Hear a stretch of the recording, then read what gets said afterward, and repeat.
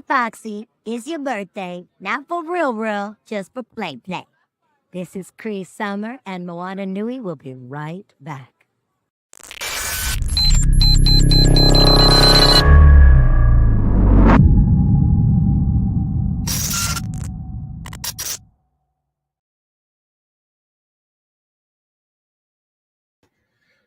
Good evening and welcome to our monthly edition of Moana Nui After Dark presents Whatcha Watchin. Our focus tonight will be Supacell. I'm going to bring in our wonderful panel for this evening. Ladies, gentlemen, how are we all doing? Doing good. Great. Cool. Before we get into Supacell, I do want to go over a few things. If you have not seen anything that we're going to discuss tonight, because Supacell will be the bulk of the show, but we will not start there. This is your first, last, and only warning. So if you haven't seen anything, bounce. Go watch Supacell. It's only 6 episodes. Come back, watch, or watch us hear what we have to say, then go watch Supacell, and then watch us again. But before we get into Supacell, we did have a very noteworthy show that we covered last month, finish up its final 3 episodes. So we're going to spend a few minutes there before we jump into the meat of the show tonight. And that is, I purposely wrote it that way.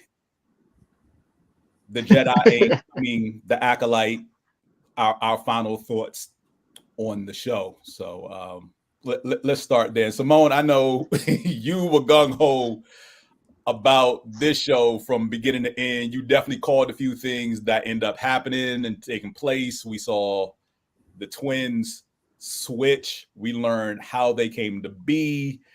For me, the shocker was they were actually one being, that the Force split into 2. I still want more details on that because that was kind of overly simplified in that explanation. Right. I get that it was a vergence and everything, but did we talk about it on here? Because I can't remember what group I was in, how we had to separate Osha and May compared to Anakin. It was like Osha and May were IVF Force born. Okay. And Anakin is an immaculate conception. Okay. Gotcha. Born. So that's how they're different. So, people are like, oh my God, you're messing up Anakin's storyline. No, you're not. 2 different births, 2 different ways. Yeah. So, and to piggyback on that, screw Anakin. I mean, a lot of the BS that happens in them 9 films is his fault. You are such a grumpy old man. I'm just calling it like I see it. Look, we already established last month the Jedi ain't shit. Yes, they are not. And when we saw episode 7, the penultimate episode of the series, when we finally saw what happened from their perspective, that only enhanced what we said last month. So we have Carrie-Anne Moss's character, the Master Jedi, who is the lead on this mission, whatever they were supposed to be doing on this planet, scouting it, excavating it, surveying it, whatever it is the hell they were doing. We got the Wookiee Jedi, who I guess was supposed to be second in command, but not really. We got Soul, who is impetuous. I guess he just received the rank of master 2 days before this because he's still acting like a jacked up, over hyper Padawan. Yes. Oh my God, yes. And then the actual Padawan who just wants to go home. Who just was like, oh my God, how can we go home already? We've been out here for like so long. I want to go home. Oh my God. Right. He was whining the whole time. It was like the family vacation where like you had that whiny kid who grew up in the city his whole life and you took him to the country and he's like, ew, no. Let me out. And I was sick of him from like the moment he opened his, now granted. Oh my God, yes. When he dies in like episode, what was it, 1 or 3, where I can't remember which one it was. It was so far ago. 2 or 3. Yeah, 2. The episode where he dies is cool because can nobody interact with him. But I guess that's what happens when you spend 16 years meditating. I felt for him as to Nah. when he passed, because I didn't know. But then once I found out, it's like, okay, every last one of y'all that died, you deserve with everything that happened to you, because there was no reason for you. First of all, how you gonna come into my planet and tell me that you have a right to test my child? No, you don't. No, you don't. With my permission. And if I don't give you my permission, you can't test my child. The council told y'all, leave them alone. But no, Soul. This was all Soul and a Padawan. Those two. Mm-hmm. Soul and Those Tobin. two. Torben, I think. Sorry. Yeah, Torben. Torben, yeah. Soul and Torben. Two jacked up, hyperthyroid, impetuous young rascals who just... He just wanted to go. It's like, let's get the twins and we can go back home. What they needed was those little child leashes you put on them little toddlers when they first learned to walk, because they just want to get in everything and just yank them back, let them fall in their butts. Yeah, that's what they needed. Because Soul was just hell-bent the moment he saw May and Osha. She's destined to be my Padawan. What do you mean she's destined to be your Padawan? Sir. I mean, please do not enter your Drake phase. That's basically what he was doing. Like, I have to have her. She is to be my Padawan. We are destined. Like, calm down. Take a cold shower. Like, okay, you saw these children. The women said no, and even when they agreed to test them and leave them alone. Like, there was, for all that we have seen in 9 movies, 5 cartoons, 7 shows, and then want to preach, oh, the Jedi are all about diplomacy. No, they're not. Not from this show. I saw no diplomacy whatsoever. It's pretty much, hey, what's up? We kicking in your front door, and thank you for having us in your living room. We want to take your kids.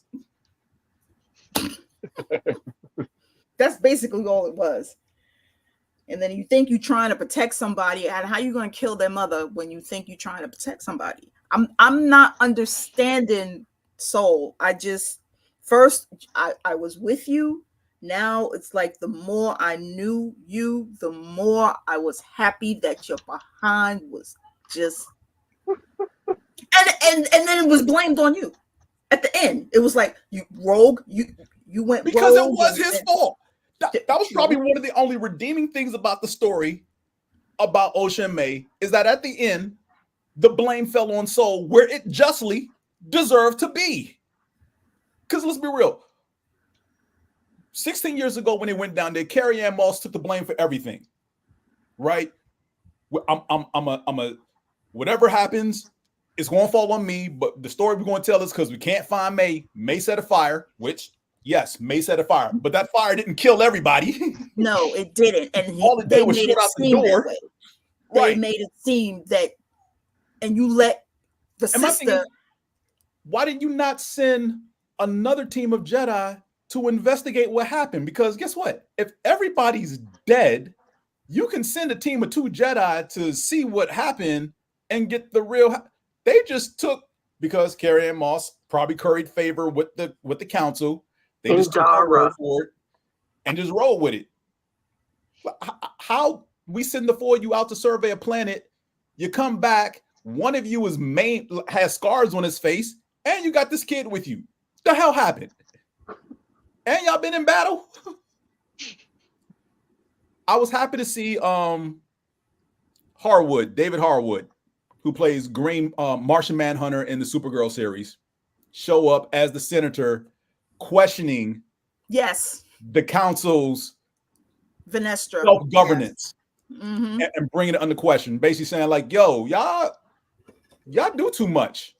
Y'all need to rein this in. Y'all can't be as autonomous without government supervision. Like y'all can't be out there claiming to be peacekeepers, doing what you want to do because you feel it's in the best interest of everybody. Like who appointed you that? Like you can no longer operate with autonomy. And then he brought up, in a way, because we didn't know about May yet turning. So, but he foresaw what's his name? Anakin turned, because that's what he said. What happens if one of your Jedi becomes so powerful? Who's going to stop that person? And who was really able to stop Darth Vader? But really himself, because he turned his heart. But that's here to there. That's Star Wars. Let's go back to Acolyte. I'm happy that they all died. All died. I was happy with the fight. Yes. I got the fight choreography in the finale was some of the best I have seen between Soul and Old Boy, and especially between the twins. Osha and May's fight sequence was definitely what I was looking forward to more than anything. Like their confrontation, and the fact that Matrix type fighting. Yes. Not even that. Just when Osha kills Soul, how she basically was like, if we don't hurry up and get there, May's going to kill him, and I can stop him. She didn't foresee herself being in that role, though, of killing him. Because by the time she showed up, May had pretty much been like, all right, fine. I heard you. I get it. It is what it is. I'm going to go on and live my life over here. Oh, by the way, my sister's over there. She wants to talk to you. Yeah, because I need you to. She basically wanted to hear him say, "You killed my mother." She saw you. She saw you. The other one didn't, because her ass was too busy running from the fire you set, May. But okay. Yeah. And to say Saul deserved it is an understatement, because I couldn't rock with him after episode 2. You had 3 opportunities in the second episode to tell Osha what actually happened, and you let bullshit get in the way. Look, I got to take this call, or so-and-so needs you over there for a minute. But that's why she couldn't become a Jedi, because she couldn't let it go. You kept telling Osha, let it go. She couldn't let it go. You never gave her closure. At her sister for killing her mother. You let her believe that. So now she's going to become a very powerful Sith, because you couldn't tell her ass the truth. Or anything for that matter, let alone the truth. Okay, so I hope they create that lightsaber, because the one that changes colors? If I buy another lightsaber, my husband is going to stab me. Your husband will be all right. Buy that lightsaber. Yeah, that lightsaber. I had to run that so many times to see that, Kyle. That shit is amazing. You have to. you have to. Kyle, you have to. I'm telling you. Watch please don't. All right. Please vote for me. Don't let anyone analyze racist or misogynistic views of what Star Wars please don't analyze it. Yes, you're watching an excellent show. Make your own determination. You're going to yell at the screen. You're going to yell at the screen. I'm telling you. I usually give most shows like 3 episodes tops, as far as like what I feel like. If I don't like it after the first 3, I probably will not finish it. So we'll act like 3 episodes. You'll be hooked by the episode 3. No, don't give it 3, because you have to go to 7 and 8. I think he'll be compelled once he'll be compelled to finish the show by the time he gets to 3. He'll be compelled. If he's like me, he'll be compelled to go to 8. Now, I was almost not compelled to finish 8. I was over it in the middle of that last episode. But until then, I was hooked. Because 7 and 8 explains, it just wraps it up, Kyle. It wraps everything up, and the fight scene is freaking amazing. It'll make you hate Jedi in 7 even more than in episode 1 and 2. It'll make you hate it, and it'll explain what happens, because you only see what happens from Osha's mind, and then you'll turn around and see what actually happened from May's point of view. So let me put it to you in a very geekish, nerdish way. So you're familiar with the yin yang symbol, right? Animation show it spinning around and whatnot, and how yin becomes yang and yang becomes yin. Yeah, that's basically the epitome of this story. Okay. All right. That's this story is as simplistic as I can put it. Yin becomes yang, yang becomes yin. Yeah, okay. Totally. So yes. And now I'm actually questioning what the hell I watched and who was actually who at any given point during the story, because was Osha really Osha and was May really May? Yes. Okay. Nah. I'm just, this is just where my mind went. Like, no, like May turned. I didn't care who was who. No, May turned. I mean, they both turned. It's just, I will say one was turned by emotion and one was turned by reason. It's not basically who I thought it was going to be.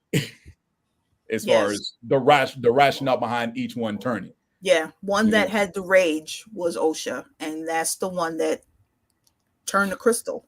She turned the crystal red, and that shit was amazing. Her turning that lightsaber when she turned it on, from going from blue to red.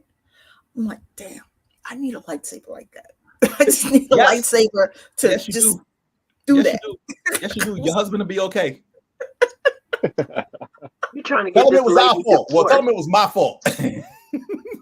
Look, I already have 9. I have 9. Marry you when your husband wait, hold leaves up. you. You have 9. You need 10. Even that out. Oh no! I'm getting the Ahsoka lightsabers. Both of them. I'm getting the Rebel. That's 11. Okay, that's 12. And what was the other one? Rebel and damn it, what was the other one? I don't know. That's 12. So basically, 14 lightsabers is what we're looking at right here. Make it happen. Yes. Oh, but that's not it too. And then it's going to be the Sailor Moon lightsaber. Okay, 15. Yeah. You have a number though. You know what? Just and then what's the sixth sister? The one, third sister. Yes, third sister. Yeah, the third sister. Yeah, that one. Yeah. Okay. Yeah, just make it an even 20. Go ahead. I'll say, do you have the black saber from the Mandalorian? That's what I was thinking. I need to get that one. Thank you, Kyle. I need to get that one. Like I said, just round it up to an even 20. Round up to an even 20. You good? He be all right. So yeah, all in all, Kyle and anybody else who hasn't seen it, watch it. If anybody disparages you from watching it, ignore them. Watch it. Please make your own determinations. Thank you. Okay. Right, because I mean, they're trying to put it in the timeline. It's the first story in the timeline. It starts the whole fucking story. Right. Because of how early this takes place, nothing else that happens in any other Star Wars medium matters, because this happens before all of that. Okay. And yes, the little tease about you know who being at the end and how could he allow this to happen again? The Jedi ain't shit. Haven't been. Look, I had a discussion with my friend this past Friday. When we talked about it and everything, and she was talking about how people were upset, like, no, this isn't the Jedi way, and the Jedi don't do. I'm sorry, this is the same Jedi Council that told little Anakin that he was too old for the training and wanted to send his butt back to a dusty little planet where he was enslaved. Where Qui-Gon disobeyed the council's order and was like, all right, fine, if y'all don't train him, I will. Then slapped out responsibility unnecessarily and unwantedly on Obi-Wan. Because Obi-Wan didn't want that responsibility. He was siding with the council. Really? This is the Jedi. The Jedi was going to basically tell a little kid kick rocks. The same Jedi that told Anakin as he was a Jedi, I was like, we recognize and give you the rank of master, but you are not a member of this council. Step outside, little boy. Does anybody remember episode 2 or 3, which I can't remember which movie, episode 3, where episode 3 who said that to Anakin? Yeah, I just watched that. I remember it vividly. So please help me understand where is this holier than thou? Hell, even in the Clone Wars, the Jedi wasn't shit. They didn't even listen to Ahsoka. She was guilty until proven innocent. She was guilty until proven innocent for basically half a fucking season. And then when she had to prove her own innocence by breaking out of jail, told them from day one, hey, it was that chick over there. She did it. I saw her. Well, she says it was you, so we believe her. Really? That's what y'all go with? With what evidence? The evidence she presented, her own words. So she said versus she said, and you chose her side over mine. Really? This is the Jedi Council that you believe does good? No, the Jedi trash. There's so many examples of the Jedi being shit. Let's also remember that the clone army that they got to work for them was conscripted by a rebel Jedi who went Sith, and Obi-Wan assumed that dude's identity and took the army. Told them, yes, payment was made. Okay, yeah. We did send payment. Yeah, so I will be taking control of the clone army. You can send it to Coruscant under to the Jedi and make sure it's Obi-Wan and these other Jedi. Make sure they're known. Like that happened in the second film when he went investigating that. He was told to investigate that in secret by the council. Really? This almighty do-good Jedi, really? What good? Because they've been doing shady shit since episode 1 in the timeline. Mm-hmm. So please miss me with the bullshit of they do good, and this is not the good Jedi that I know. And there is no good Jedi. They're all bad. And for anybody who wants to put Yoda was a 900-year-old dude that had Luke Skywalker running around in the swamp and telling him, you're too old for this fucking training. I don't want to train you. You should go home. Don't go in that cave. Your whole life is going to mess you up. It's going to turn you inside out. Your dreams are going to kill you. Did anybody not see Empire Strikes Back? I mean, we had a whole hour-long sequence of Yoda and Luke where Yoda really wasn't shit to Luke. I mean, it's cool because, I was 5 when this shit happened and it was nice and everything and all the special effects. But as an adult, and I'm looking at this, Yoda's being a real dick to Luke. I mean, he really was. Yeah, he was. So where are these do-good, well-intended Jedi that people keep talking about? Because I ain't seen them yet. I mean, I rock with Ahsoka because she just pretty much out here yeah, there's some fucked up shit going on and I'm going to stop it. She ain't answering to a council or nothing. She just pretty much grew up inside the Jedi and was like, a lot of things y'all do kind of fucked up. And she said this during the Clone Wars TV series. Yep. She even told don't Anakin. Consider herself a Jedi. And they didn't believe her when she said that Thrawn was alive and I'm hearing stuff that he's coming back. Oh no, he's not coming. Okay. But again, y'all didn't believe her the first time. She proved you wrong. She's proved you wrong again. So I like to see what happens when the next season comes out of Ahsoka, but we'll see. All right. Yeah. Let's leave it there for the acolyte before I get overly worked up. I'm Before ready to fight people. Jedi out here. At least I know where I stand with my Sith. You bad. Because the Jedi just feels that they all want to own the Force and nobody else can have it. I will say this about the Sith. At least they are honest with themselves as far as the BS they're doing. They are straight up honest. And every Jedi they meet, they be like, look, from my point, they don't even use that from my point of view type stuff. They just pretty much be like, why don't you examine what you're doing as ordered to you by the Jedi Council from a different perspective? Not my perspective, but just a different perspective. Y'all say y'all here to liberate these people. These people aren't any threat. You just don't like the fact that they serve under me. I'm taking very good care of them. I just don't like your government that you work for, and we are cool by ourselves. Why are you here with us? It's very straightforward. Hell, I challenge any Star Wars fan this. Find any point in Star Wars lore, visual media. I don't want to hear nothing about no books and Old Republic, this and that and what. No. Pick any movie, any TV show, any animation, and show me where the Sith have actually lied outright. Because they haven't. I'm listening. I'm listening, guys. And nobody, nothing? Y'all got nothing? Okay, yeah, that's what I thought. All right, so let's get into the meat of the show for the evening. Oh, yeah. Wonderful show.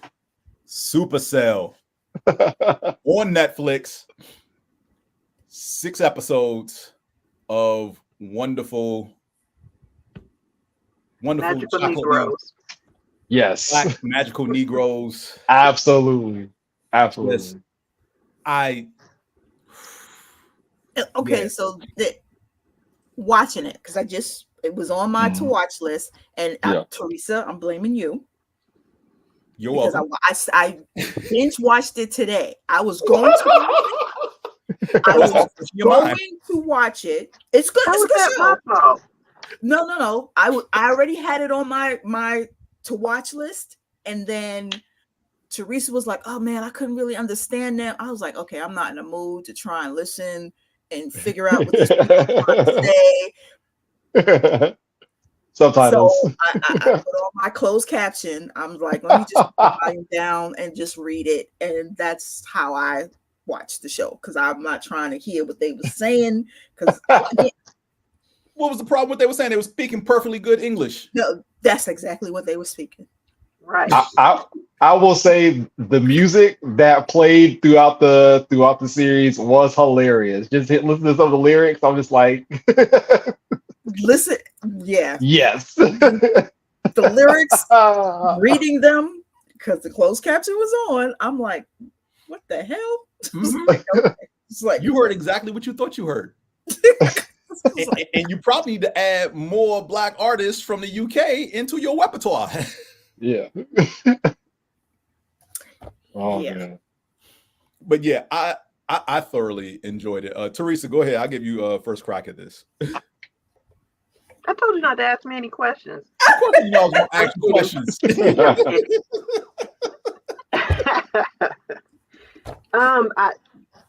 As exactly as my little title says, these are the kind of magical Negroes I've been waiting for. Mhm. Not that other kind that got my hopes up. Oh,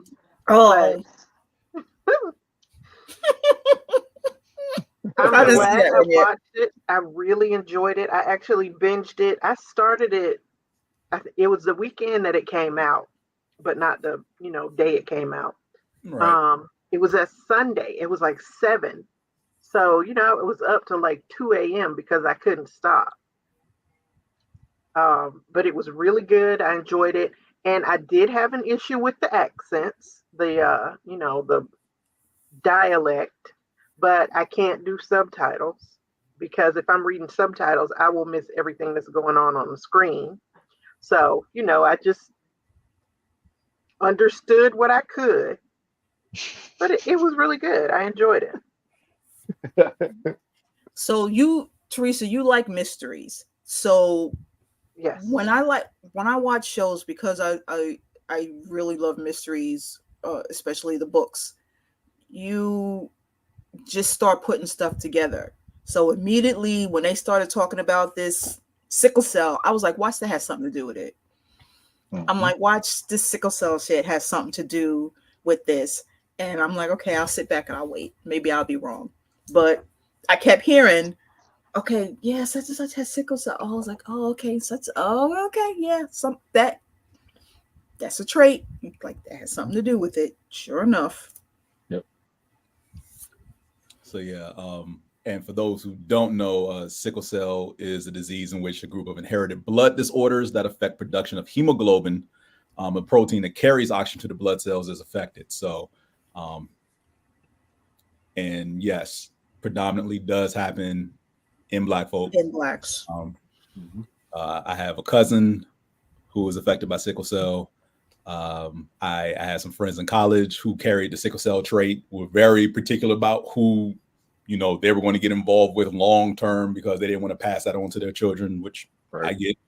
So yeah, it is a very serious thing. And I like the fact that the creator of the show, I believe, sickle cell, Ratman, sickle cell does affect him in some way. I can't remember if it's him directly or a member of his family, but that's how he came up with the idea of the show, that instead of sickle cell affecting us negatively, what if there's an opposite, a supercell?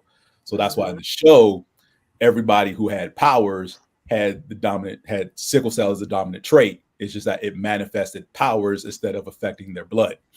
Right. So, which unfortunately, demon white people just basically was snatching up everybody with sickle cell and testing them if they had powers and then locking them away because I guess they were trying to find a cure because I know I'm jumping to the middle, but Michael's mom was affected by sickle cell, but he wasn't. Yeah. And so she was in basically a nursing home that was taking care of her. And he basically found this other place, you know, be wary of angels bearing gifts and wanting nothing in return, because this woman popped up and was like, hey, we have a facility, you can afford it. And he was like, wait, it's cheaper than this place? This stuff is much more expensive. Hey, Joy. Hey, Joy. So sorry I was running late. We were doing a live broadcast of Biden's speech, and we did a whole thing around it. So I apologize for my time. No worries. We just started. You're good. So yeah, Michael's mom is in a nursing facility, and come to find out the woman running the facility is the head bad guy. I could tell by that haircut off the bat that she don't want to be good. I knew Really? what Wait, white woman with a bob? I don't trust it. I don't trust it. I don't trust it. I don't trust it. I can tell the haircut. I was like, she ain't up to no good. No, sir. But yeah, the connections, I would say the connections in this show threw me, because with the exception of Michael and Rodney, everybody else was connected in some way. So you got Sabrina, whose sister is dating and what's now an ex-con in Crazy. Taser, who at some point he and his crew used to be under Taser, but he's gone, which I'm gonna loop back around to that in a minute. And then Andre's son is being recruited by Taser's thugs. I mean, Crazy's thugs. Crazy, yeah. So it's like the way they work these connections over the long haul of the 6 episodes was pretty. I thought it was well done, because I'm trying to figure out, like, wait a minute, you're talking to him, but didn't I see him last episode intermingling with so and so? Like, because initially you're thinking these are just 6 unrelated people with no connection whatsoever, and really the only real outsiders are Michael and Rodney. Well, I was gonna say, wasn't Rodney his connection with at least Taser was the fact that he was like stepping in, or essentially like cutting into Crazy's business because of that 5 minutes or 5 minutes of free delivery. But initially, initially no, though. Like there's no initial connection. Like, yeah, he's a drug dealer selling weed or whatnot, but is not infringing on Crazy's turf, if you will. But because he starts managing and knowing how to control his powers, he's like, let's make some real money off this. So 5 minutes or it's free, word gets around. So it goes from just operating in this little small corner of the city to everybody knows that, oh, it's 5 minutes or it's free. Yo, let's hit him up. You know, I have a question. I had a thought about that. Like, 'cause they didn't really get into it, but I mean, ostensibly this is London town. London is not a small city. And for all of them to be connected makes me wonder if their the rise of their powers wasn't some sort of, you know, chemtrail thing that they sprayed over this area at one point, you know, because we don't know how they originated with these powers. And there's already people in their little prison or whatever from maybe the last batch or whatever happened. So I wondered about that. Like, I see the connections between the people, but it really was weird to me that they're all concentrated in this same neighborhood. You know? We're relatively close to each other as far as the development of the powers. Like, because also don't forget that Taser's mom was it Taser? Yeah, Taser's mom. Taser's mom is who we saw in the beginning, the very opening scene of the series. That's why he's living with his grandma. Yeah. So. And wasn't somebody else's sister missing? There was the other girl. Who was she related to? Yeah, Sabrina. Sabrina was looking for Dejean. Michael's girlfriend Dejean was looking into people going missing, and a restaurant she went to, she was trying to help them find their daughter. Right, still in the neighborhood, but yeah. Right, it's all in that same community. Right. So yeah, I think the part for me that really caught me, because as I'm watching the show, because Joy watched it before me, and after I got halfway, she's like, when you see something crazy, just let me know. I'll know where you are in the show, or whatever. Some checks and crazy things that's happening. And it was like episode 5, where Sabrina's sister Charlene goes off on crazy because they finished doing their business or whatever, and he's like, all right, I gotta bounce, gotta handle some business. Like, well, why don't you hang around and whatever? Like, why you keep running back to this no good dude? That's a whole nother story. And she looks out and sees his ride, and 2 women are in it. Like, who are these heifers? Right. Okay, let me who this woman? Right. I'm thinking maybe she's gonna have a level-headed moment. No, because she hasn't been level-headed at all this series. At all. Okay, this dude got me effed up. He going to his whip with 2 other hoes in it, and I'm about to bust his ass. You might want to call the police. Drop the phone. We won't hear from her again. And then I'm thinking, like, wait a minute. Crazy at this point is connected to Andre and Taser and now Sabrina. Like, what if he has powers? And then when episode 6, the final episode starts, I'm thinking, well, wait a minute. Not only what if he has powers, what if his powers is to copy everybody else's? And as I'm saying this, he just copied somebody else's powers. So I'll say after, I think, what episode was that where they went to the club and that dude was like pressing up on Shar, right? Yeah, and I think then it was episode 3. Episode 3, right? He had that tracker in his wrist. So at that point, I was like, well, my girlfriend, she was just like, oh boy got out of prison after he was supposed to do 30-something years and got out of prison essentially on the free 99 under really like obscure circumstances. Right. So it's like, what's the likelihood that he was in a facility like that and they let him out just as like, do your thing, which indeed ended up being the case. So I was like, that's really interesting. That's really interesting. Yeah. I would say the way the storytelling was layered is how seemingly unconnected people have bigger connections than what we're led to believe was definitely very well done. I also really like the Flash type dude. What was his name? Rodney? Rodney, yes. I liked him because that was so real to me.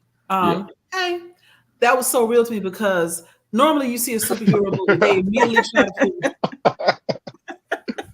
right, she's the real supervillain. Normally you have somebody with powers or whatever in like a Marvel movie or a DC movie, and they're immediately trying to figure out how they can go help people. Right? Rodney was like, let's get this grip. Right. And not caring at who saw him. He's like, oh, I don't care. Right. I'm like, dude, your friend is telling you, stop running so that everybody can see that you have powers. Hide your powers. You can still get that bag, but you ain't got to let everybody see it. Like also, the cameras around the city are following him. Every camera in the city, right. Like, I think you missed one on powers 2 are blocks activated. over. That's how they saw it. You was saying, James, that Michael didn't have sickle cell. They all have sickle cell traits, right? Which I guess is dormant. And the guy the white guy did say it. It's dormant until, or it's not activated until you're next to someone or in the same vicinity as someone who also has that Supacell trait. Yeah. I was gonna say, or like high moments of duress, because it's like most of the time when those powers were activated, they were either during like high times of stress, like a mutant gene in X-Men. Like anytime it's like high moments of duress, that's when the mutant gene is usually activated. I thought that was pretty dope. Yeah. Yeah. Because Michael was stressed out because he basically had a dream. Yeah. And it was basically a premonition, and he went following what was happening in his dream because like this feels way too real, and runs into Taser and his crew. Yeah. They jack him up, end up killing him. That's a stressful moment. I mean, you're bleeding out, you're about to die, and all of a sudden time rewinds back about a good 5-10 minutes. Right. And he works his way out of it differently this time. Yeah. So Rodney was trying to catch a bus. So it's like, ended up in Scotland. Scotland. Right. So yeah. The magical Negroes we all deserved. Right. Exactly. Absolutely. Right. Absolutely. For Michael, though, from his perspective, I felt bad because it felt like no matter what he did, because when he went to the future and saw all of them with their powers pretty much fully realized, like, I guess a couple of years, I guess what it was, and then his future self was like, look, you can go back. It was months. Was it months? It was months It was because months. he Okay, was yeah. saying like he only had a short amount of time to save his girlfriend. Yeah. Mm-hmm. So, and shouldered him grave and was like, yo, you can go back and do things differently now. Like, you could probably save her, but her death is probably a fixed point in time. Like, there's no way around it. Final destination. Or the butterfly effect. Yeah, like no matter what he tried to do to keep her safe, not telling her, all right, you can't come with me. Fine, come with me. Wait, why did you end up here also? Just, all right, stay in the car. And like, it sucks because it's like, well, why didn't she leave? But at the same time, if she doesn't stay in the car and honk the horn to alert them, like, yo, crazy just got up. Like, he's about to do some shit. Like, honk this horn, get their attention. And then she was driving away, and then the guy lands on the car. I'm not sure if the car was even functional after that. And then not too long after that, everything happened. So yeah, she was gonna die. It was just she had. Sadly, one of those catalytic events, if you will. Yeah. Now I'm interested to see what they do. I'm so looking forward to. Somebody said I'm so looking forward to next season. I think it's going to be wonderful. Well, and have y'all talked about the soundtrack, about the music yet? Hilarious. Hilarious. Not in any great detail, but please go ahead. Hilarious. No, what was already said. I liked all of the British rap and all of the Brit music. Like it made it feel more grounded in reality, even though we're talking about superpowers. The same way I liked the soundtrack in the first Miles Morales cartoon. Right. Go ahead. I was gonna say so watching Top Boy on Netflix like a couple of years ago, like maybe like a year back and stuff like that, just binging the entirety of that. I kind of got myself into like UK drill and stuff like that. So seeing that in this show, it was, some of the songs were hilarious. Like just looking at the lyrics, I'm just like, okay. But all in all, it wasn't bad. Like I think you're right. You're absolutely right. It definitely grounded the show, made it seem genuine, like genuine, or how can I put it?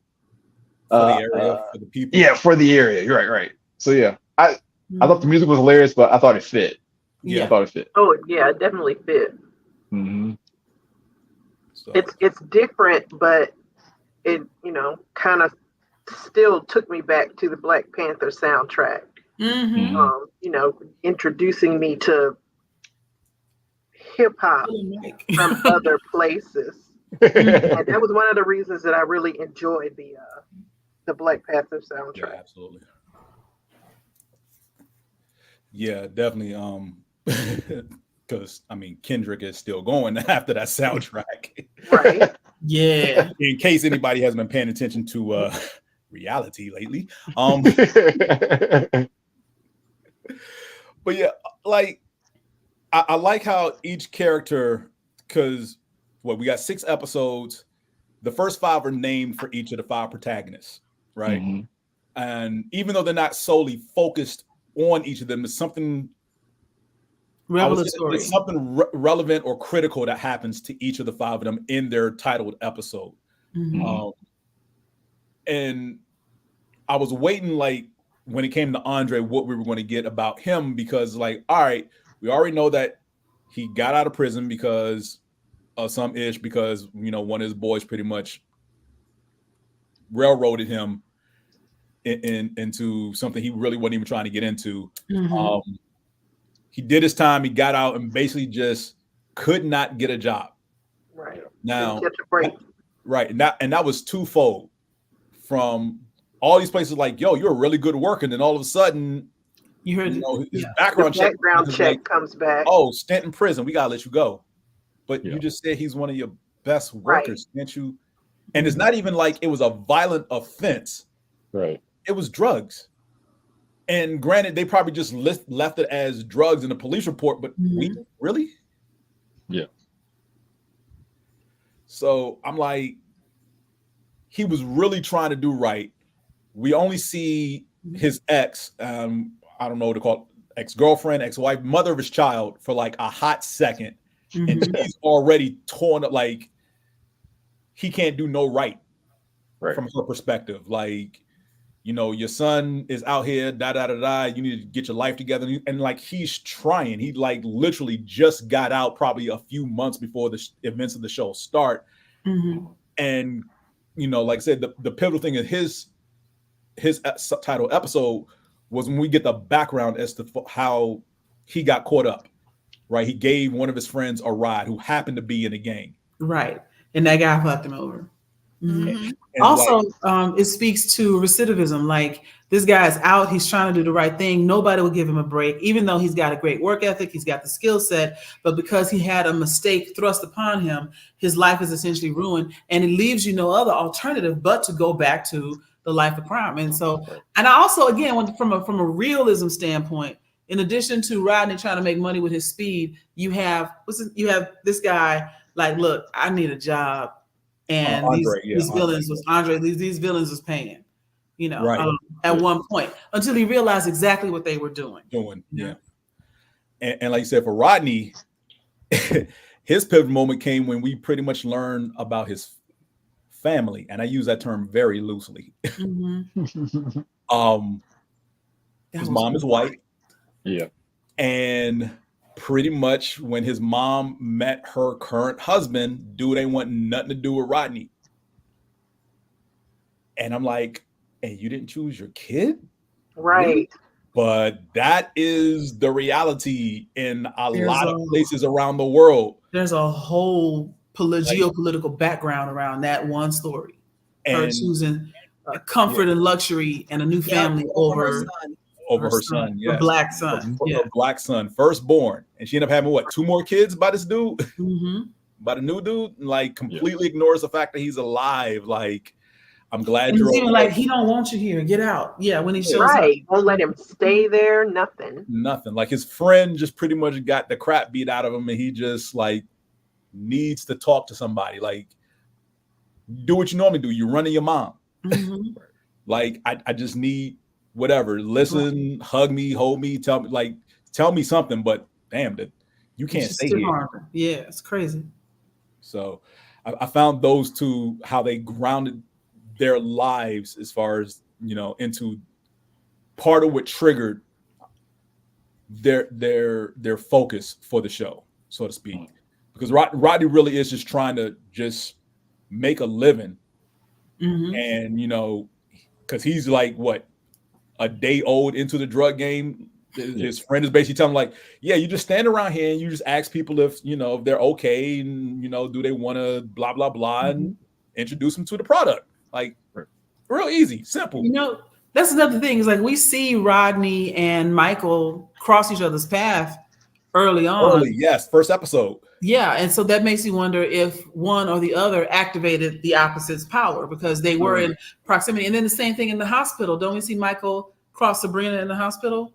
Or get they close crossed to each her? other. They lived in the same apartment too, because you see the son, while he was trying to get his father to wake up, the mother of what's the invisible predator? Taser. Andre and Taser lived in the same building. Yeah. So they're probably activated each other's powers. But yeah, you're right. The hospital, everybody crossed each other's path at some point. They were always in the same space. It's like, I'm trying to find these people. Man, you sitting right behind you, bro. That part I found hilarious, because Michael's sitting down with his boy who owns the club, and Andre walks in to sit down with his friend about getting another job, and it's like, I gotta find these people. He's right there. I thought for sure him talking about he needed another job. Old boy's about to say, "Hey, I got a position that's open right now." Because he was talking That's what real I loud thought was about gonna that. I was just like, "Come on." Facts. Did you? Because I'm just raining over here, so power is going in and No, out. I understand. It's storming on my end too. Sabrina and Shaw. Oh my Did God. y'all talk about the ride or die type of? We gonna go and see where the hell he at. I can't go. Char got I can issues. go. Char's that friend that you don't make jokes with because she will cut a dude. Yeah. Yeah, Shar is that relative. Be like, yeah, somebody in my family gonna come see you. That's Shar. Pretty much. Mhm. Because we talked about earlier how she basically tried, Crazy rolled up while Sabrina was out, and she saw the two girls in his truck, and that's pretty much how she got caught up and thrown in their little facility, whatever. Because he figured she was the one with the powers, because all they had on camera was her leaving, her coming out with old boy from the club, and then Right. he's dead. They don't even see her sister on camera because of where they came out from and then where they ran off. There were no cameras in the area. Right. So they just assumed Shar was the one with the powers. Nope. And But they weren't gonna let her go either. So yeah. No, he pretty much got what he deserved, because she said no. All right. Right. Drop it. You feel some type of way that y'all started making out. You thought it was going to go further. It didn't. All right. Go back in the club, find somebody else. No means no. No. In every language. Yes, in every country. No means no. I mean, there was a club full of women. You did not have to get locked up on her. Right. I did wonder about that though, when he went up in the air like a Blackula. I was like, he's real bold with using these powers, and he seemed to have control over them. Mm-hmm. And so I was like, well, how many people out here got powers? That was my first understanding of it's more going on. Clearly, it's more going on, but okay, there's more people than just the ones that we know about. And then that whole tracker thing, that immediately when I saw that track, I was like, that Karen girl, that white woman, she did this. I immediately knew I saw her first. Hey. Hey, Mark. So Mark, I'm letting you know, spoilers, we are talking about Supacell. We warned you last month.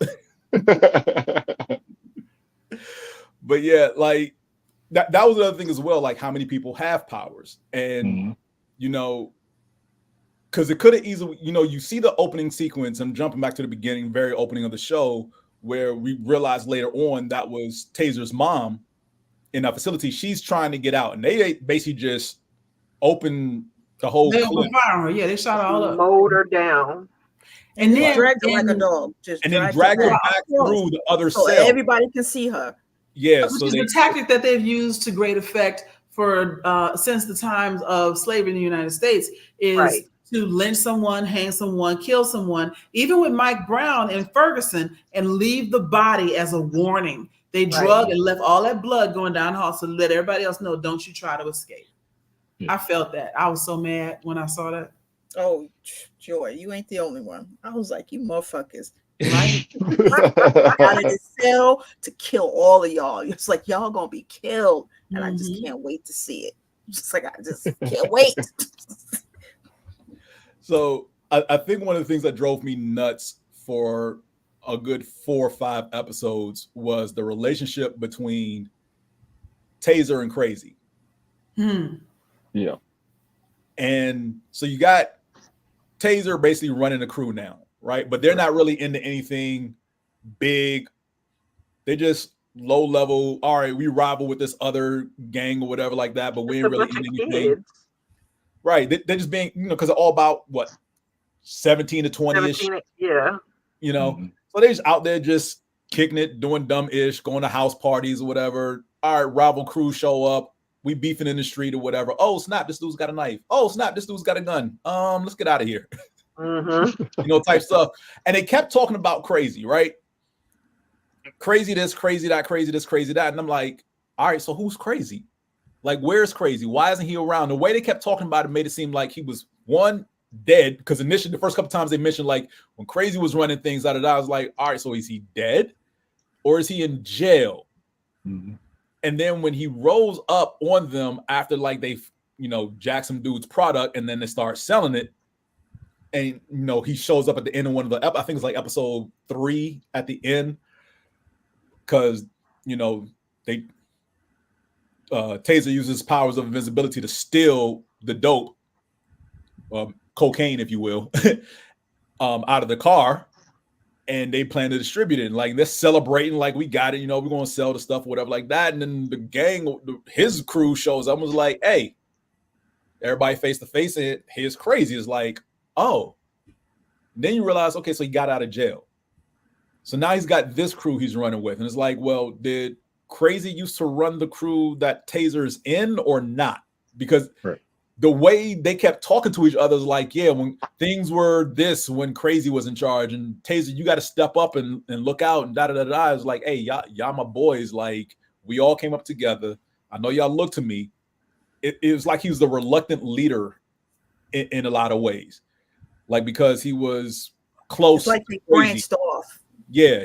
Everybody branched off and did their own thing. And that group was left. But because the known knuckleheads, if you will, those who carry voice, supported him, he became the leader, after Crazy went away.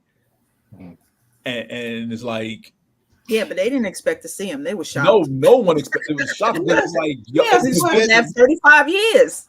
Right. Let me ask a question. Did Crazy really go to jail, or did he come up missing? He went to jail. Like he was just missing. Like the way they talked about it, it wasn't like Crazy was somewhere where they could talk to him or get him back. They didn't know what happened to him. So I'm wondering if he didn't get snatched off the streets and then just showed back up. She got him out of jail. She said it. I was like, I got you out of jail. I allowed you to sell your drugs. Right. And you from Taser's perspective, we don't know that, because the way they keep talking about it is like, yo, he's gone. And like Joy said, did they even know he was in jail or not? Like, it's told to the audience that he was in jail. But did they know that? Because again, for a lot of the parts where they're talking up until we see him, they kept talking about Crazy in the past tense, like this dude is dead. Yeah, that's what it felt like. No, because the Shaw knew that he was in jail, but we didn't know the connection at that point. We didn't know Crazy was, because remember, Shar and her sister Sabrina referred to Crazy by his name. I can't remember what his name was. Craig. Thank you, Craig. Oh, hey. We want to get you high today, Craig. Right. We ain't got to lie, Craig. So yes, Sabrina and his sister Shirley, they called him by his given name. They didn't call him Crazy. Which helped with the whole storytelling, because you don't realize they're talking about the same person. It was really well written. Yeah. So that I found very well done, as well as like, oh shit, that's the same. They talking about the same dude. Like, okay, now it's starting. Then the hamster wheel starts running. It's like, okay, so this dude is connected. The whole meme about the dude looking at the board with all the string and the yarn, the photos, that was me piecing everything together by episode 5. That was me, putting everybody. I actually had to write it down because I kept getting that was me. I gave names because the one that went invisible, I called his ass Predator. Everybody had nicknames. Crazy related to Shaw. Shaw's dating this one, and everybody had nicknames. I kept getting Sabrina and Michael's fiance confused. Dejean. Yeah. Dejean. Because at some point, I couldn't tell who they were. Like early on, you couldn't tell who they were following. It was like, wait, is this Michael's fiance or is this Sabrina? Like, who are we? Because I know it wasn't intended, but there are several scenes where they do favor each other quite a bit to where they could be twins. And I don't recall them actually having a scene together. But because they don't look alike, but I needed to see them together to know who was who. Right. Dejean is definitely darker. It took me a moment to figure that out. Dejean, I was like, okay, definitely darker than Sabrina, and her hair is longer. But what they did with the lighting in some scenes couldn't, because I was confused up until probably about episode 2. I was like, okay, 2 different people. But again, that for sure. I wasn't confused with anybody face. I knew the difference between those two. Well, I'm always confused, so it probably took me till about episode 3 to get everybody straight. Because they do throw a lot at you as far as all these characters, and again, based on, because even the name titles didn't even focus solely on the named person of that episode. Right. You know, Michael's episode was the first one, and pretty much we do follow him Michael more than that episode. Else. Yeah. But he's also the lead character of the show, so that makes sense. But the subsequent 4 episodes, you know, for Sabrina, Taser, Andre, and Rodney, I can't say that they had the bulk of the screen time in their respective episodes. See, now I thought Michael had told the fake Flash, Rodney, why he's gonna be the fake Flash. That's my name for him. Why he? So I know who I'm talking about because I remember nobody's name. He didn't want to help until his friend got hurt. And then, you know, then he's like, I'm trying to save somebody's life, but dude, I don't have sympathy for you. The man's trying to save his girl, and you didn't want to help, but he never told him. So I was like, okay, you never told him that it was her. It's like, she's going to die. We all have to stay together. Yeah, the lack of communication is on point for any show of this nature, because that's one of the devices that drives the story, the lack of communication. And granted, yes, I'm screaming into the television, you motherfuckers got cell phones. At least half of y'all have exchanged contact information. Now, the only person I would say that he probably couldn't easily or readily get in contact with was Taser. Right, because he's a drug dealer. And he basically had burners, you know, or someone else had to get in contact with him. Somebody else with the phone. And he was trying to kill him for half the series. Yeah. Yeah.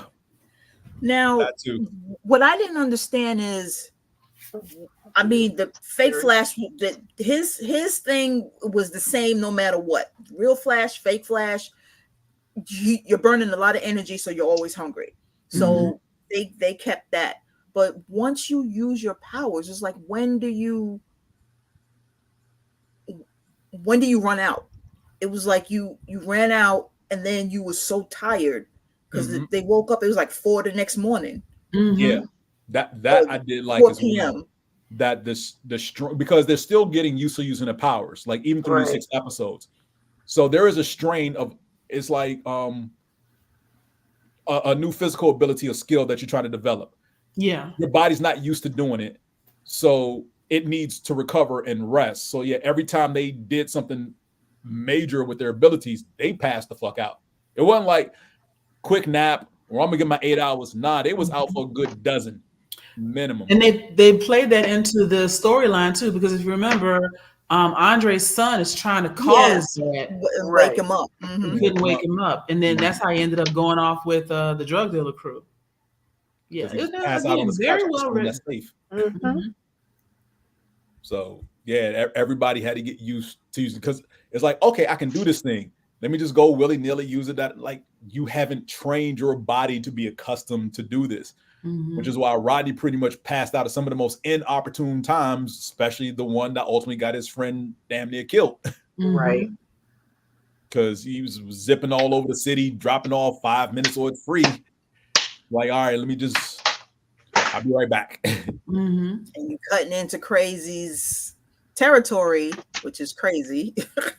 But it was nice how everybody was like that 6 degrees of separation. You're linked, and you don't even realize that you're linked. Right. He's like, you're trying to find everybody, and they are all right here. Small world. Small world. Now, yeah. I, like all of us, I'm sure, and everyone else I've talked to about this show, we are eagerly hopeful that there will be a season 2. Oh, they gotta finish it. They can't leave us like this. At the same time, wait. In 85 countries, no doubt. I'm pretty sure we're gonna get a season 2. Well, this is Netflix. Hold on, this is Netflix, and they have canceled the show for no rhyme or reason, despite audience love, admiration, whatever you want to call it, for a show. True. This would not be the first time they've been like, yeah, there'll be no season 2. Right. It has happened before to plenty of shows, especially those that are minority led. I know we haven't covered it in any great detail here, but The Brothers Sun was a phenomenal show. It was amazing. Yeah. And I didn't see that. The Brother's Son. It was great. Michelle Yeoh plays the mother of 2 boys. One is basically a sheltered academic trying to get into med school, and the other is an enforcer for the Netflix. It's on Netflix. The Brother's Son, SUN. And it ends with you clearly expecting another season, and then they didn't renew it. And all of them were convinced they were going to get a second season.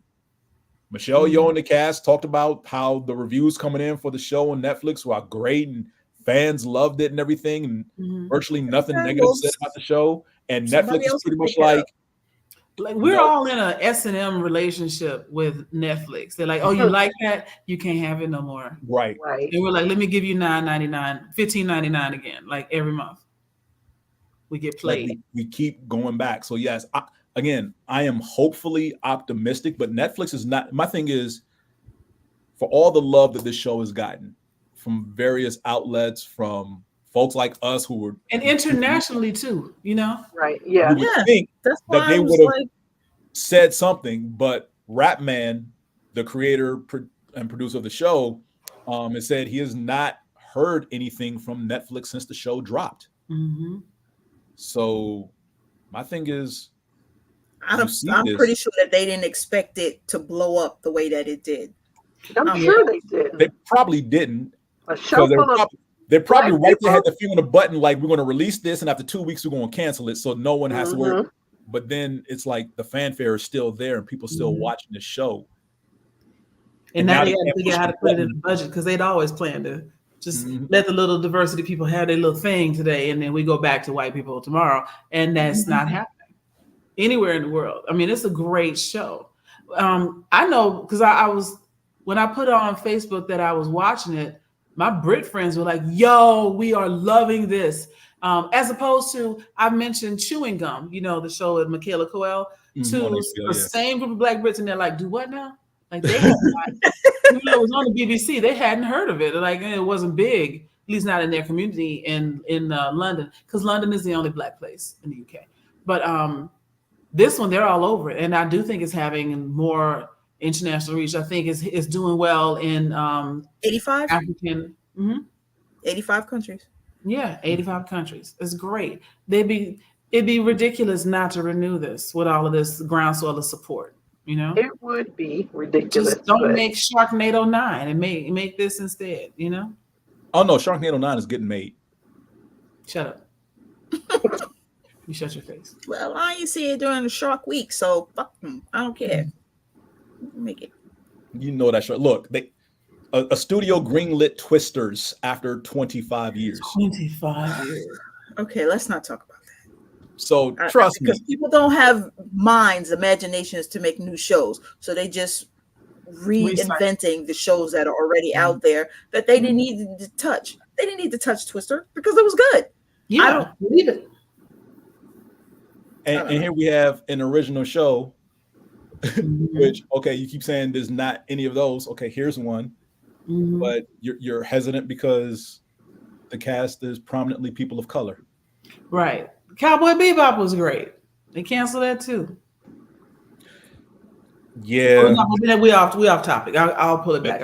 Yeah. I don't want to get into Cowboy Bebop. It hurts every time I think about that one. Yeah. So this show just it deserves it. It really does deserve it. I am hopeful. But the longer show, let's put it this way, shows have gotten season 2 within the first 2 days of season 1 dropping on Netflix. Correct. And this show, Supacell, dropped in what? Early June, late May? Yeah. And we are pretty much closing out July right now. So it's been at least 7-ish weeks. Right? We know why they're Let dragging. us have this. Come on. We know why they're dragging ass as far as saying, yeah, season 2 is ago. We know. We know. That's fine. Somebody else can pick it up. Right? HBO, Peacock, Netflix. It can be somebody else. BBC. Wherever it go, I'm gonna follow. Yup. Shit, if it get on BET, damn it, then I gotta get BET. No. BBC. Yes. BBC, It will yes. not come to BET, BET. no. Because I love or Tubi, none of that bullshit. I refuse to watch it. I don't care who pick it up. I'll follow it and I will watch it. I will support it for sure. Oh man, but yeah, definitely awesome show. Any other thoughts about Supacell characters, things that stood out before we get out of here for the evening? Sabrina's my favorite. She's my favorite character. She's pissed. She was.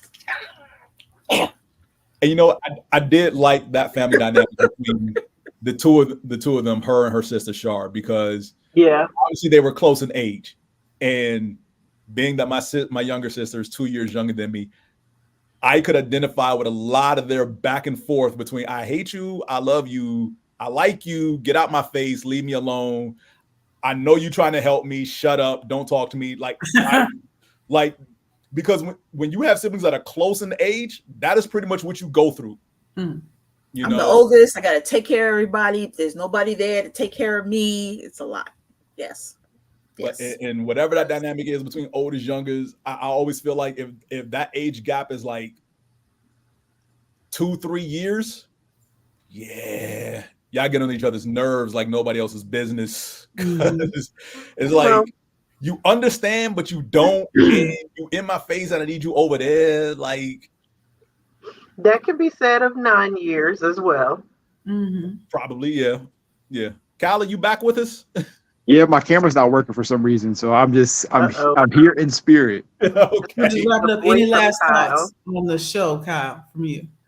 So I'll say initially just watching the show, I was reminded of a comic book series that came out like maybe 4 or 5 years ago called Black, where like 10 plus years ago. 10 plus years ago, where everybody that was Black in the world got superpowers.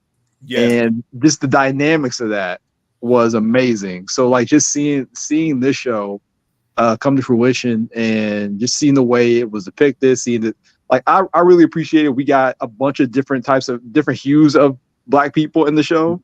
It wasn't just one type of Black person in the show. I love the different dynamics that were approached in the show. The music was hilarious but good and timely. I know somebody already mentioned it. I am highly anticipating season 2, and hopefully they get picked up for a season 2. So, so yeah.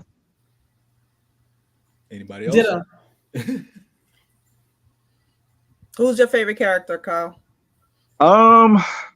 So I liked Andre because the actor, like that actor, I loved him from the BMF show on Showtime.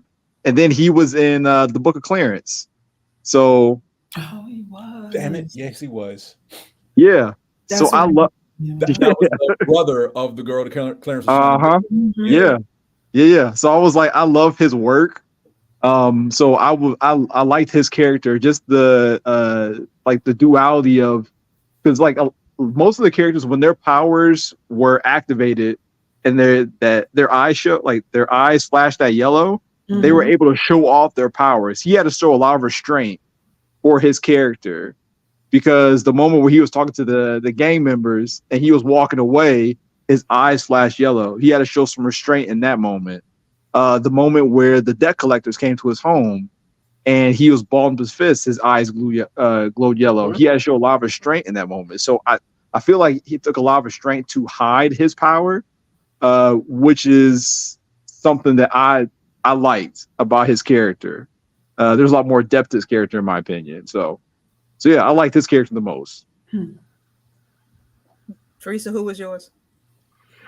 I don't know about favorite character, but there were a couple that were very compelling. Shar, of course, because what sticks out in my mind was, I don't know if it was one of the first couple of episodes. She's all, that crazy, you better not because I ain't never, because he, you know, and as soon as he shows up, she's on top of him, literally and figuratively. Yeah. And I mean, she's just and you know, it makes you think of people you know. You know, it's like you know that crazy person in your life. Even though it's in London and you know all of that, you know that person who was like, well, I'm not gonna. He did me wrong. I'm not gonna. And soon all you gotta do is see him. Yeah. But the other character that just stuck with me, not one of the 5 or 6 major characters. I want to say her name was Jasmine. I'm not sure. The Caribbean couple's daughter they were looking for. Yes. I mean, I just wanted to hug her. She was because the healer. You know, Yes. I'm sorry. The healer. Yeah. The healer. You know, they were really abusing her because she was the healer, and you know they were just using her up, and you know when all she just wanted to call her parents because you know for that a while she was calling her parents every night, letting them know that she was okay. And that's when they really started to worry, started to realize that she wasn't where they thought she was when she couldn't call them anymore. And just, you know, she was so stressed out and she just really stuck with me. So I don't know about favorite.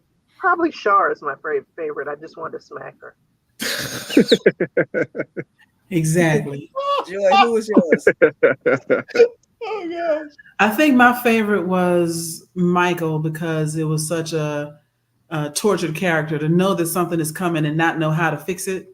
And then his powers, he was like probably the least in control, at least for a little while. I want to know where he went naked and came back wet or whatever when he was in the shower. And cold, yeah. I was like, where the hell did you go? Where did you go? Right. Yeah. And I just like that he seemed to really be wanting to fix things. I like the nobility of his character. Like I just want to do something, save my girl, and you know, what I would love to see him shift into more of a less Captain America, more Deadpool next time around. Like not with the funny clips, but just with the, you know what, everybody in here dying because she dead, everybody got to go. You know, Right. Not a villain, but definitely a reluctant hero. Okay. Cool. James, what about you? Oh man. Taser, honestly. Taser was I know it's weird because asshole. yes, he was an asshole, but again, Taser's in a position where it's like leadership is thrust upon him, and he's basically trying to deal like his 4 or 5 friends in that crew or whatever are looking up to him, and they pretty much galvanize that entire gang, if you will, under him. And they're all just looking like, well, we should do this, we should do that. All right, Taser will decide what we do. Like, I didn't want to be the leader. We were just all boys and cool. Like, but you had the relationship with Crazy, like, and things have been weird since Crazy left. And you know, you got to look out. You got to take care of us now because Crazy's gone, and all this other stuff is like he doesn't want it, and he's trying to deal, but at the same time cope with the fact that, from his perspective, because what we learned later is that his mom voluntarily, like, we know why his mom left him with his grandmother, but the way it's told to him and the way his grandmother tells him is like, I don't know why your mother left you here. I don't know why she abandoned you, or whatever. And he's trying to grapple with that. I got another question. No, I don't. Never mind. I solved it myself. But you know what, though? That does add another level of evil to Crazy, because I keep forgetting that Taser's crew was once Crazy's crew. And Crazy shot that little boy. Yep. That used to look up to him. That is some bullshit. There's no redemption arc. There's no redemption arc for Crazy. And that dude can't walk, and that's why Crazy's dead. At least we assume. They at least believe that Crazy is been dealt with. Let's just put it that way. The guard there walking there. Yeah, the guard there walking there with the gun, and we heard the shots go off, and he was like, "No, you can't do this. You need me. I'm the best one you got." And pop, pop, pop, pop. It was like, "Oh, well, you know, maybe you ain't the best one we got." Right. But yeah, Crazy's name was apt. It was crazy. That boy crazy. Yeah. Crazy indeed. I do There is one scene that kind of like it sucks, because when near the end where they're having the confrontation and Crazy reveals his powers and they're all standing in front of him and he's like, you can get to the facility to free everybody, and then he's basically like stalling for time, and he tells them all, like he tells Sabrina, like, your sister, we thought we thought it was her with the powers, but It turned out to be you. Turned out to be you. But we got your sister. She's at the facility, and Taser, your mom, she was at the facility, but you know they killed her, and you know he's like he's digging at them for time, whatever.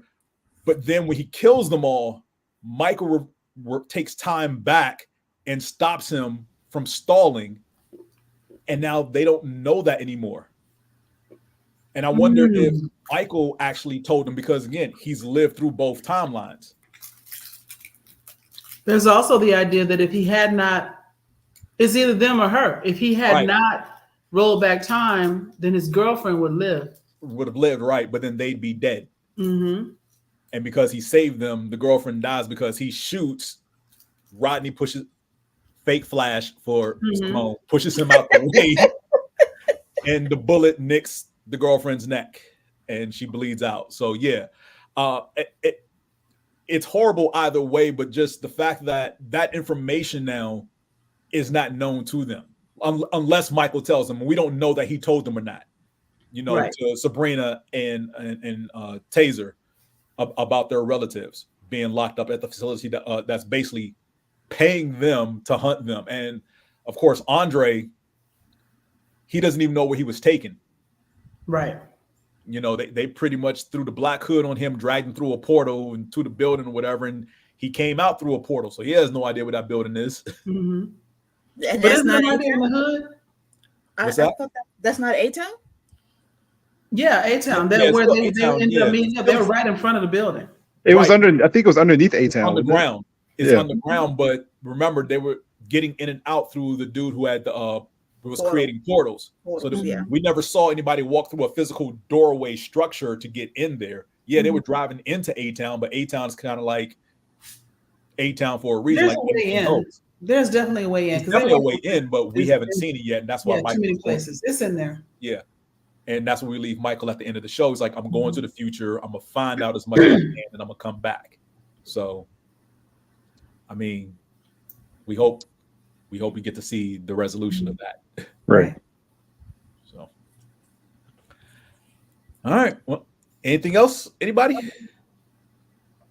Excellent show. Hope we get season 2. I hope to see some more stuff from not just the show, but from the from Ratman. Yeah, from Ratman. Definitely. Definitely.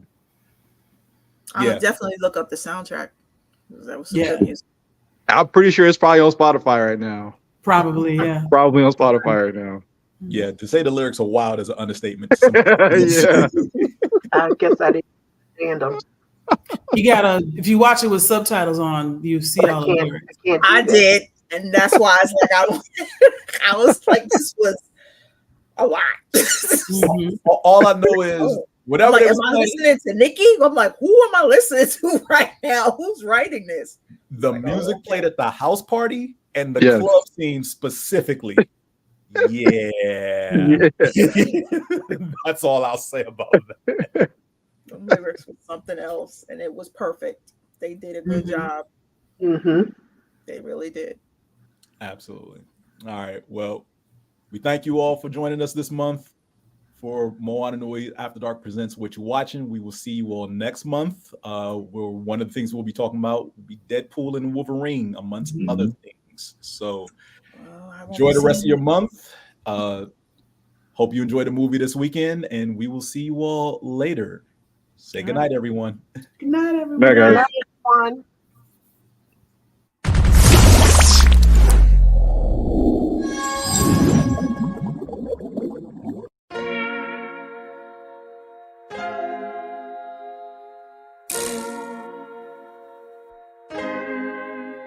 So many stories left to tell, even if we have to ourselves. Can't keep history on the shelf. If we won't tell it, we will. If this the land of the free, it was a freedom then, when they annexed Hawaii and called it Cedar Lands, without any type of payment and no signing off. Called themselves the Republic in 1894. 1.2 million acres overtaken from the native Hawaiians. When they resisted, the West retaliated in violence and erasure. The Hawaiian language is banned as part of colonialism's plan to expand, yeah. Stuck between a rock and a hard place. Multiple bombings of Kaho'olawe as a part of their ongoing war with Asia. Used it as a place for target practice. No consent or compensation. Colonizers call for annexation. No work out for all the locals. School will never let you know. So many stories left to tell, even if we have to ourselves. Can't keep history on the shelf. If we won't tell it, we will. Too many stories left to tell, even if we have to ourselves. Can't keep history on the shelf. If we won't tell it, we will. We will. So if you put Hawaii into perspective, well, Black and Asian history is interconnected. Considering the fight with the Pacific, then of course, versus Asia, they was treated as a middleman for war, but didn't let the Western colorism run its course, cause dark skin was a sign of dignity to core. The land was taken in the name of capitalism, when prior to it was an actual kingdom. Clap back at the system. Stuck between a rock and a hard place. Multiple bombings of Kaho'olawe as a part of their ongoing war with Asia. Used it as a place for target practice. No consent or compensation. Colonizers call for annexation. No work out for all the locals. School will never let you know. So many stories left to tell, even if we have to ourselves. Can't keep history on the shelf. If we won't tell it, we will. Too many stories left to tell, even if we have to ourselves. Can't keep history on the shelf. If we won't tell it, we will. So many stories left to tell, even if we have to ourselves. Can't keep history on the shelf. If we won't tell it, we will. Too many stories left to tell, even if we have to ourselves. Can't keep history on the shelf. If we won't tell it, we will. We will.